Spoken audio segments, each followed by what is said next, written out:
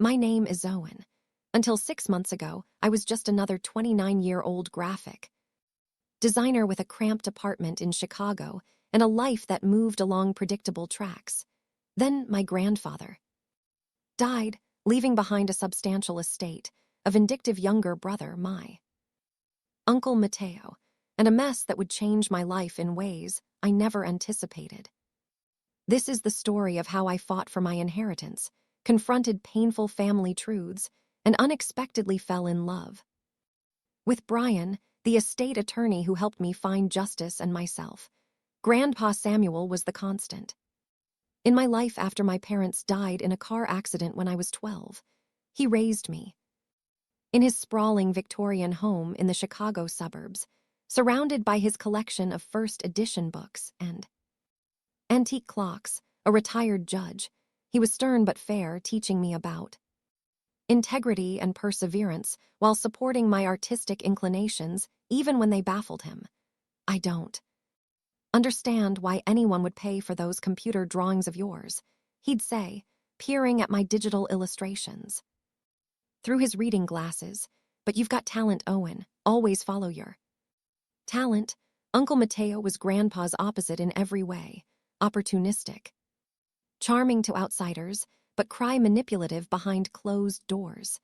15 years younger than my father had been, Mateo resented that Grandpa had paid for my college education while refusing to fund his perpetual get-rich schemes.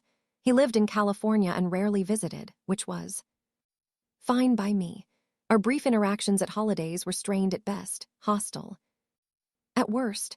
When Grandpa died peacefully in his sleep at 87, I was devastated but not surprised. He'd been declining for months, his mind still sharp but his body failing. I organized the funeral, greeted distant relatives, and tried to process my grief. Uncle Mateo flew in 2 days later, missing the funeral, but arriving in time for the reading of the will. Sorry about the old man, he said, not sounding sorry at all as he strode into Grandpa's house. My house now, or so I thought. Heart finally gave out.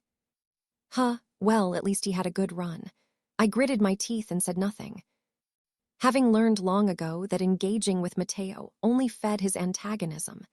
Instead, I focused on the upcoming appointment with Grandpa's lawyer. The law offices of Hamilton Pearson Associates occupied half a floor in a gleaming downtown high-rise with views of Lake Michigan that probably cost as much as my annual salary. I sat nervously in the reception area, dressed in my best and only suit, while Mateo paced impatiently, checking his Rolex. Every 30 seconds, Mr. Carroll and Mr. Carroll, the receptionist, looked up. Mr. Pierce will see you now. We were led to a conference room where a man rose from behind a polished mahogany table. I'm Brian Pierce, he said, extending his hand. I was your grandfather's attorney for the past 15 years. I'm very sorry for your loss. My first impression of Brian was that he seemed too young to have been Grandpa's lawyer for 15 years. He was perhaps in his mid-30s with dark hair just beginning to silver at the temples, intelligent blue eyes behind tortoise-shell glasses, and a slim build accentuated by a perfectly tailored charcoal suit. My second impression was that his handshake lasted a moment longer than necessary, his eyes meeting mine with unexpected warmth. Let's get this over with, Mateo interrupted, dropping into a chair. I've got a flight back to LA tonight. Brian's expression cooled as he turned to my uncle. Of course, I understand you're busy. The slight emphasis on busy made it clear what he thought of Mateo missing his own brother's funeral. He opened a folder and placed reading glasses on his nose, transforming instantly into the serious attorney I'd expected. I'll summarize the main points of Judge Carroll's will, Brian began. The estate consists of the family home valued at approximately $1.02 million, investment accounts totaling roughly $3.8 million, his collection of rare books appraised at $400,000, and various personal effects. Mateo leaned forward, predatory smile spreading across his face. I stared at the figures, stunned. I knew Grandpa was comfortable, but I'd had no idea he was worth over $5 million. To his grandson, Thomas James. Carol, Brian continued, glancing at me. He leaves his collection of books, his personal effects, and the sum of $50,000 to be paid immediately. My heart sank. I didn't care about the money, but the house. I'd assumed I would keep living there, surrounded by Grandpa's memories. Mateo's smile widened. The remainder of the estate, Brian paused, looking directly at me, is to be held in trust, with income payable to Thomas Carroll for life, after which the principal will pass to charitable organizations specified in the trust documents. What? Mateo erupted, jolting to his feet. That's impossible. I'm his son. Where's my share? Brian removed his glasses calmly. Judge Carroll left you a personal letter, Mr. Carroll, which I'm instructed to give you now. He handed an envelope to Mateo, who snatched it and tore it open. As Mateo read, his face flushed dark red. This is bullshit, he spat, crumpling the letter and throwing it across the table. He wasn't in his right mind. I'm contesting this. That's your right, Brian replied evenly. But I should inform you that your father anticipated this reaction. The will includes a no contest clause, meaning if you challenge it and lose, you forfeit the provision he did make. For you, what provision? I asked, speaking for the first time. Brian hesitated. A monthly stipend of $3,000 for life, conditional upon certain behavioral requirements. Mateo laughed bitterly.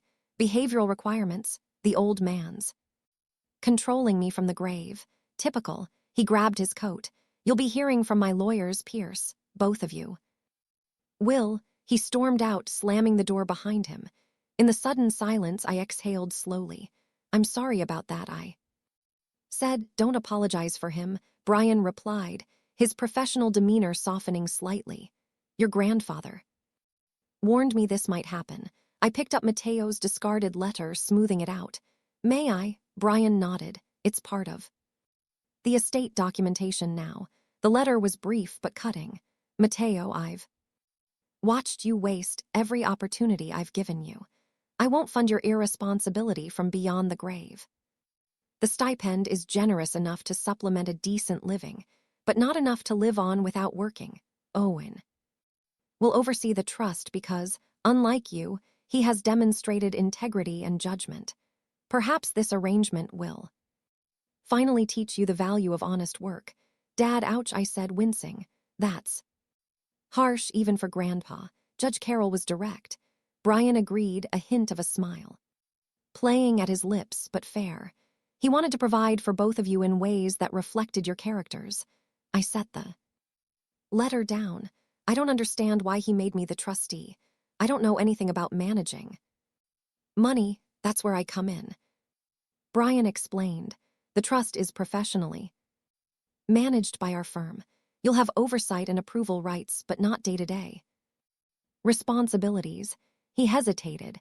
There's more to discuss, but perhaps you'd like to take some time to process this first. I nodded, feeling overwhelmed. Yes, thank you. As I stood to leave, Brian reached into his desk and handed me a business card. My cell number's on the back, he said. Call anytime if you have questions. And Owen, he paused, don't worry about your uncle's threats. Your grandfather's will is solid. I took the card, nodding the personal number written in neat handwriting on the back. Thanks, Brian. Over the next week, I tried to adjust to my new reality. The $50,000 was immediately transferred to my account, more money than I'd ever had at once, and I began receiving monthly distributions from the trust that were 4 times my graphic design salary.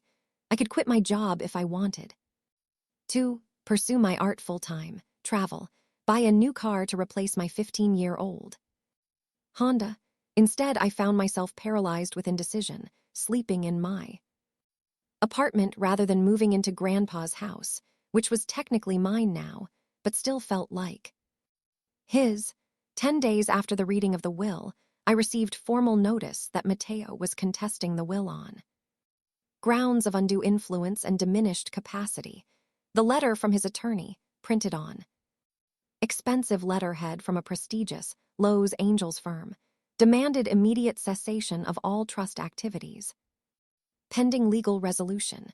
Panic rising, I called the number on the back of Brian's card.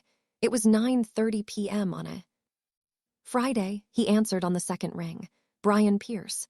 It's so in Carol, I'm sorry. To call so late, but it's fine. He interrupted, his voice warming.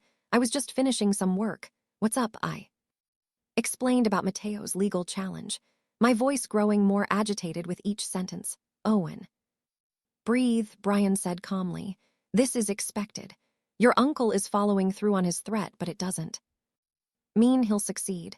He hired Schuyler and White, I said. I Googled them.